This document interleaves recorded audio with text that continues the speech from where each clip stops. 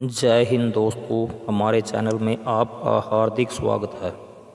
आज का हमारा विषय है ईरान वर्सेस इजराइल वार, कौन जीता कौन हारा और क्या ईरान अपना न्यूक्लियर प्रोग्राम दोबारा शुरू कर पाएगा।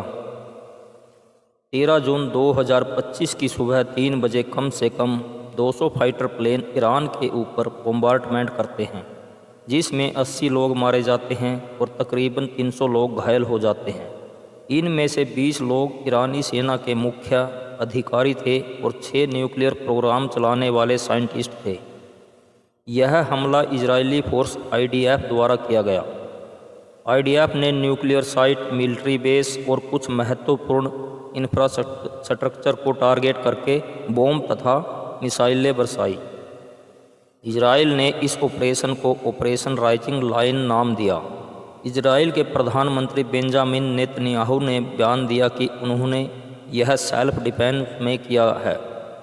नेतन्याहू ने कहा कि हमें पता चला था कि ईरान परमाणु बम बनाने जा रहा है और हमने अपने अस्तित्व को बचाने के लिए यह हमला करना पड़ा।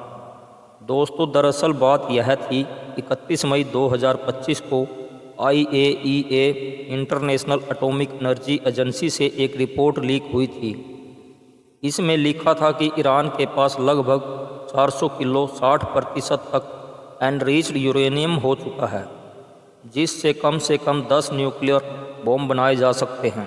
यह रिपोर्ट देखकर इजराइल तथा अमेरिका की नींद उड़ जाती है, क्योंकि अमेरिका शुरू से ही इजराइल का सपोर्टर रहा है। इस हमले के बाद ईरान भी पलटवार करते हुए इजराइल पर हाइपरसोनिक बैलिस्टिक मिसाइलों की बौछार कर देता है।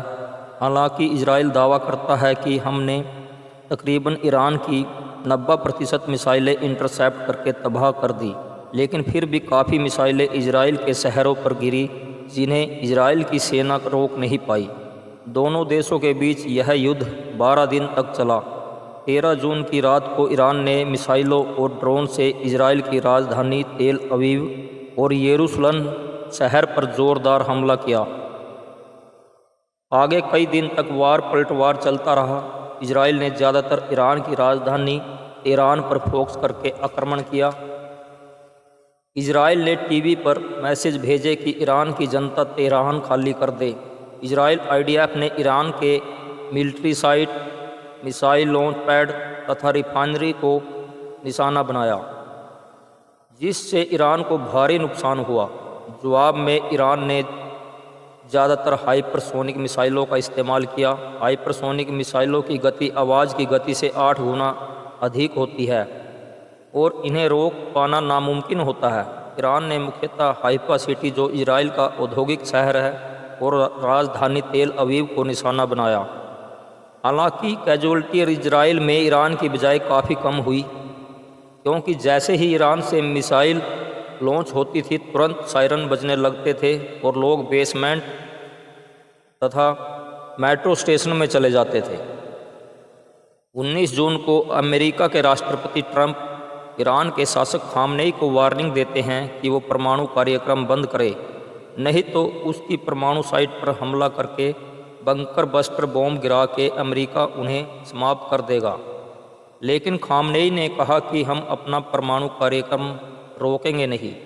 ट्रंप ने खामनेई को 14 दिन का समय दिया और कहा, युद्ध विराम कर लो और परमाणु कार्यक्रम रोक दो। लेकिन इसके बाद 2 दिन बाद ही 21 जून की रात को अमेरिका के बॉम्बर विमानों से ईरान पर आक्रमण कर दिया और ईरान के 3 प्रमुख न्यूक्लियर साइट पर ज़ोरदार हमला किया, जिनके नाम है फोर्दो, नतांज तथा इस्फहान।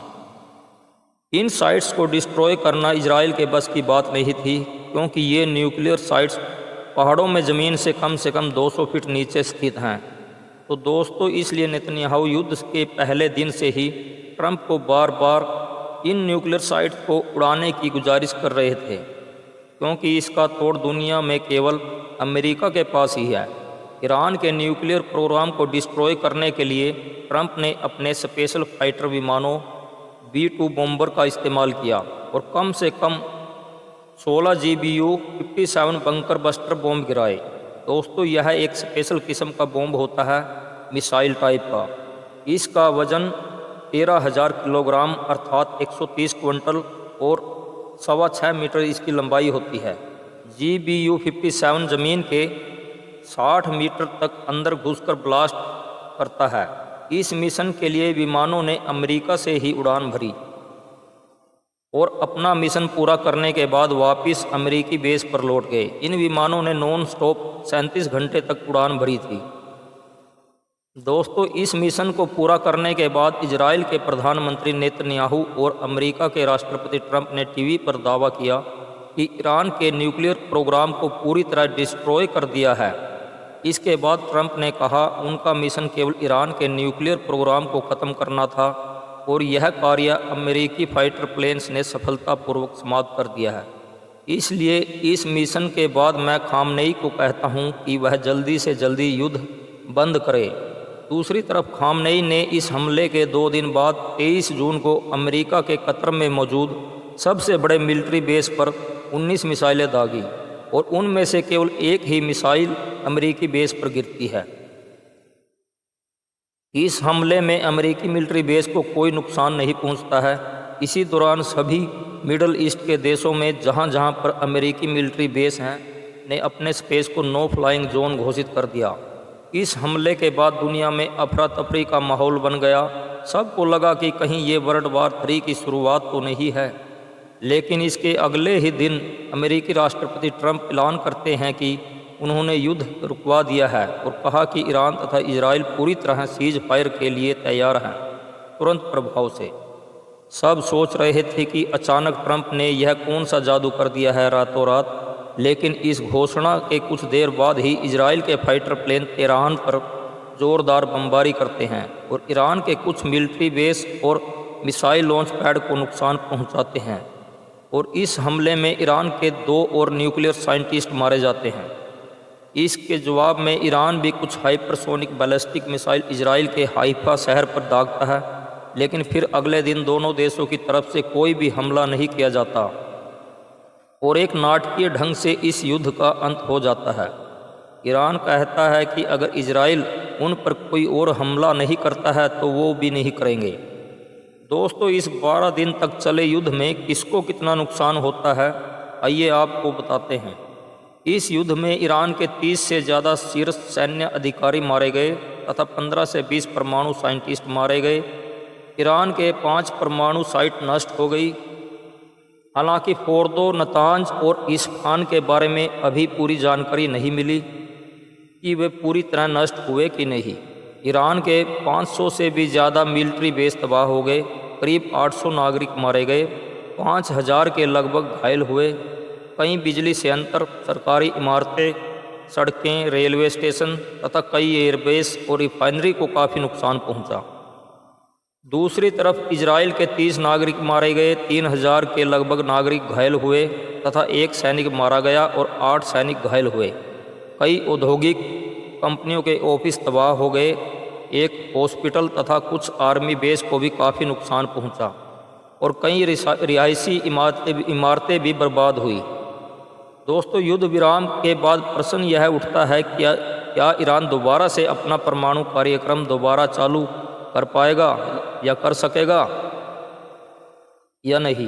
ट्रंप और नेतन्याहू का कहना है कि उन्होंने ईरान के परमाणु कार्यक्रम को पूरी तरह नष्ट कर दिया है, लेकिन ईरान के शासक खामनेई का कहना है कि ईरान ने अमेरिका के हमलों से पहले ही अपना 400 किलो एनरिच्ड यूरेनियम पहले ही न्यूक्लियर साइट से बाहर निकालकर सेफ जगह पर पहुंचा दिया था।